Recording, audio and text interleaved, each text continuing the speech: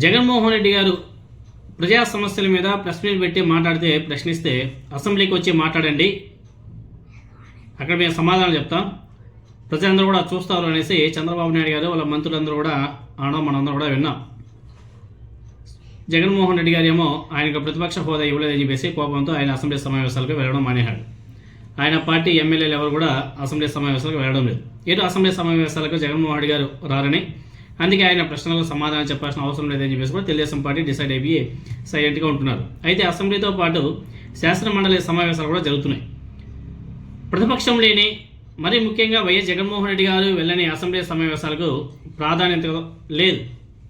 అసలు అసెంబ్లీ సమావేశాలు జరుగుతున్నాయా లేదా అని కూడా జనాలు తెలియడం లేదు, అసలు పట్టించుకోవడం లేదు. మహా అయితే అసెంబ్లీ సమావేశాల్లో సీఎం చంద్రబాబు నాయుడు గారు, డిప్యూటీ సీఎం పవన్ కళ్యాణ్, మంత్రి నారా లోకేష్ వీళ్ళంతా కూడా వాళ్ళ మీద ప్రశంసలు, అదేవిధంగా మాజీ ముఖ్యమంత్రి జగన్మోహన్ రెడ్డి గారి మీద విమర్శలు, అంతకంటే చెప్పుకోవడానికి అక్కడ ఏం లేదు. మొన్న ఒక MLA, Janasena party MLA Nara Devan's గురించి కూడా భజన చేస్తున్నాడు.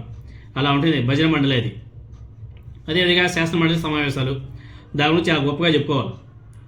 ఇప్పుడు శాసన మండలి సమావేశాలు అందరి దృష్టిని కూడా ఆకర్షిస్తున్నాయి. మండలిలో వైఎస్ఆర్ కాంగ్రెస్ పార్టీ చాలా బలంగా ఉంది.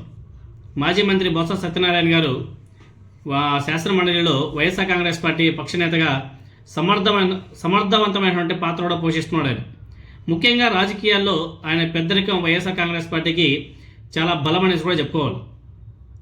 ఈ నేపథ్యంలో ప్రజా వ్యతిరేక విధానం మీద మండలిలో కూటమి ప్రభుత్వాన్ని వైసీపీ ఎమ్మెల్సీలు నిలదీస్తున్నారు. ఈ క్రమంలోనే టీటీడీ లడ్డు ప్రసాదంలో కల్తీ నెయ్యి సరఫరా మీద చర్చకు వైఎస్ఆర్ కాంగ్రెస్ పార్టీ పట్టుబడుతుంది. అదేవిధంగా ఇందాపూర్ యూనిట్ ద్వారా చంద్రబాబు నాయుడు గారి కుటుంబ సభ్యులు నడుపుతున్నటువంటి సంస్థ తిరుమల తిరుపతి దేవస్థానానికి కల్తీ నెయ్యి సరఫరా చేసింది అనేసి వైఎస్ఆర్ కాంగ్రెస్ పార్టీ నాయకులు మాట్లాడుతున్నారు. దీంతోనే ఇప్పుడు టీడీపీ చిక్కులో పడింది. అంతవరకు టీటీడీ లడ్డు ప్రసాదంలో కల్తీ అంటే వైఎస్ఆర్ కాంగ్రెస్ పార్టీని ఏకి పారేయొచ్చు అనేసి తెలుగుదేశం పార్టీ కూడా చాలా అత్యుత్సాహం కూడా ప్రదర్శించింది. చివరికి పాలకులు ఆరోపించినట్టు తిరుమల లడ్డూ ప్రసాదంలో జంతువుల కొవ్వు కలిసిందనే ఆరోపణలో నిజం లేదని చెప్పేసి సిబిఐ నేతృత్వంలోనే సిట్ తేల్చేసింది. దానికి కూటమి నాయకులు మేము దానంతా కూడా పట్టించుకో, ఎన్డీటీపీ నివేదికే మాకు ప్రామాణికం అని చెప్పేసి చంద్రబాబు నాయుడు గారు, పవన్ కళ్యాణ్ గారు ఆరోపణలు చేస్తున్నారు. అదేవిధంగా హెరిటేజ్ సంస్థ manufacturing unit Indapur dairy Tirumala Tirupati దేవస్థానానికి నెయ్యి సరఫరా చేసింది.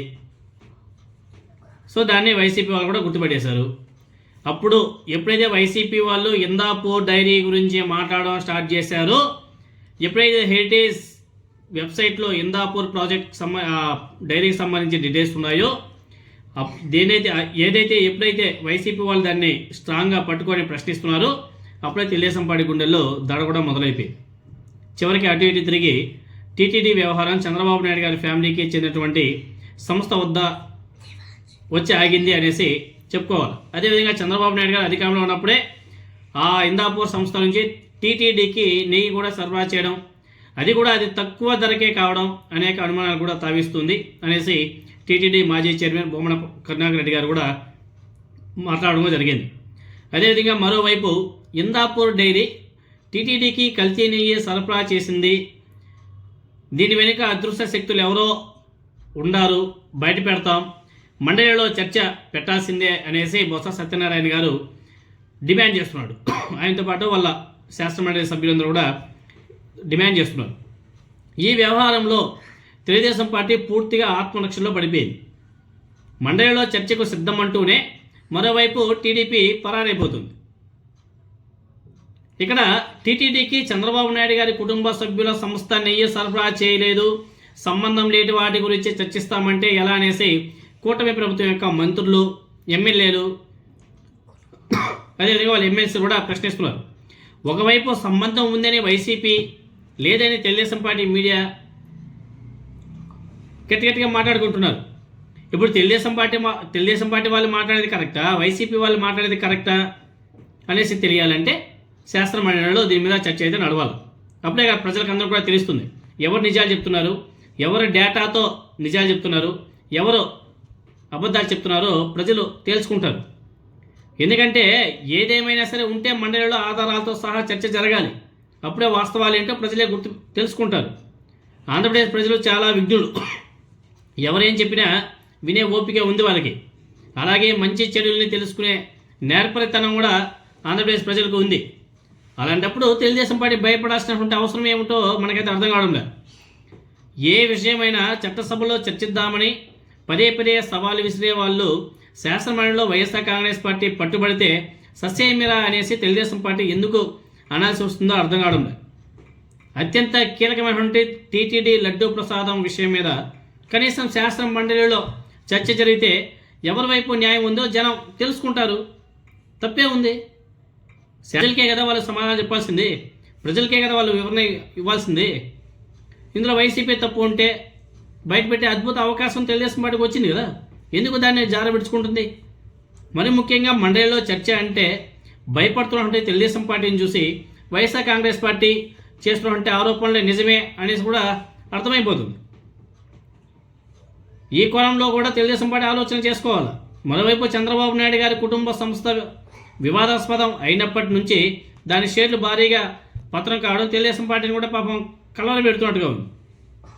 మరోసారి మండలిలో చర్చకు ముందుకు వస్తే ఇంకెంత నష్టమవుతుందో అనేసి తెలుగుదేశం పార్టీ భయపడుతున్నట్టుగా కనిపిస్తుంది. కానీ ఒక విషయాన్ని మాత్రం తెలుగుదేశం పార్టీ వాళ్ళు మర్చిపోతున్నారు. టీటీడీ బ్రాండ్ కంటే ఏ బ్రాండ్ కూడా గొప్పది కాదు. కోట్లాది మంది హిందువుల ఆరాధ్య దైవం కలిగా శ్రీ వెంకటేశ్వర స్వామి బ్రాండ్ దెబ్బతీయాలని చెప్పేసి చూశారు. అయితే తమ సొంత వ్యవహారాల వరకు వచ్చేసరికి భయంతో పరుగులు పెడుతున్నారు. ఇప్పటికైనా సరే సొంత సంస్థల బ్రాండ్ కంటే టీటీడీ ప్రతిష్టను కాపాడాలని చెప్పేసి ప్రయత్నాలు చేస్తే చాలా బాగుంటుంది. లేదంటే మరింత నష్టం జరిగే అవకాశాలు కూడా చాలా స్పష్టంగా కనబడుతున్నాయి. మొత్తానికి శాసన మండలిలో తెలుగుదేశం పార్టీ ఒక విధంగా చెప్పాలంటే చేతులు ఎత్తేసింది, హ్యాండ్స్ అప్ అని చెప్పేసినట్టుగా తెలుస్తుంది. వీటన్నిటిని కూడా రెండు తెలుగు రాష్ట్రాల ప్రజలు కూడా గమనిస్తున్నారు. దీంతోనే తప్పెవరితో కూడా ప్రజలు ఎవరికి వారు నిర్ణయించుకునే పరిస్థితి కూడా వచ్చేసింది. దానికి తోడు ఈరోజు జగన్మోహన్ రెడ్డి గారు ఒక వీడియోని రిలీజ్ చేశాడు చంద్రబాబు నాయుడు గారికి సంబంధించి. గతంలో వైఎస్ రాజశేఖర రెడ్డి గారు 2 కొండల్ని 7 కొండలుగా చేయడానికి జీవో ఇస్తే ఆ జీవోల్ని రద్దు చేస్తానని చెప్పేసి నారా చంద్రబాబు నాయుడు గారు ఒక మీటింగ్లో మాట్లాడే వీడియో జగన్మోహన్ రెడ్డి గారు ఈరోజు ప్రెస్ మీట్లో రిలీజ్ చేయడం కూడా జరిగేది. అది బీభత్సంగా వైరల్ అవుతుంది. బీభత్సంగా మామూలు కూడా కాదు, సోషల్ మీడియా ఎక్కడ చూసినా అవే వీడియోస్. సో నారా చంద్రబాబు నాయుడు గారు ఏ విధంగా తనకు అనుకూలంగా ప్రచారం చేయించుకుంటాడు, తాను మాట్లాడిన దాన్ని కూడా వేరే వాళ్ళు మాట్లాడినట్టు ఏ విధంగా క్రియేట్ చేయగలడు, రాజకీయంగా ఏ విధంగా మలుచుకోగలడు అనడానికి నిదర్శనం ఇవే.